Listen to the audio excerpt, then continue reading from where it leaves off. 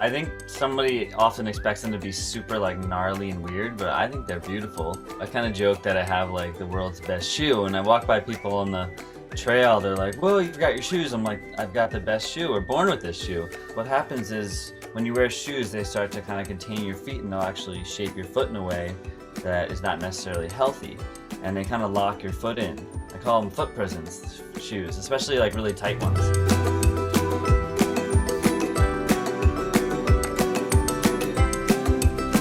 When you're walking barefoot, you go from having pain to sensation to information. Rocks and pebbles can be really challenging for people, and now to me it feels like a massage. I've been able to go off trails and you encounter all kinds of stuff. There's pine cones, which can be really intense, and now like I rub my feet on them. It feels like I'm just getting some kind of massage.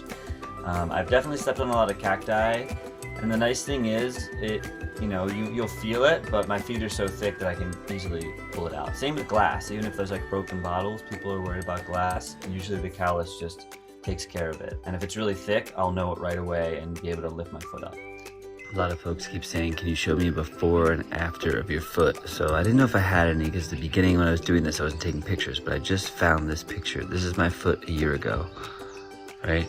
Scrunched up on my leg, but just sitting there. Look at my toes, look how close they are together. Now check this out a year later.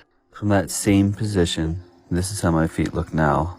Putting it on my leg, of course I can spread my toes out more, but just sitting and resting, look how much more space my toes have. I didn't even realize this, but that's crazy. Of course my foot is a lot more callous and stronger, but wow, 1 year. They definitely have calluses, and depending on where I've been, they can be a bit more muddy or a bit more like dark from dirt.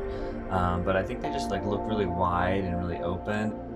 So I get a lot of questions about dry skin and dry feet and taking off dead skin. And the truth is, when I go hiking and I'm walking in a rocky area, it's taking off those natural layers for me. So if you were to feel my foot right now, it's actually really smooth. And if I go hiking and it's muddy out, I'm getting like this amazing mud bath, and I'm getting to put my feet in the ground. So I'm literally getting all this foot care by walking. Sometimes I'll soak my feet. If it's like a really long day, I'll soak my feet in some water. I mean, the feeling of going on a hike and then putting your feet, even in cold water, is incredible. This is how I clean my muddy feet off.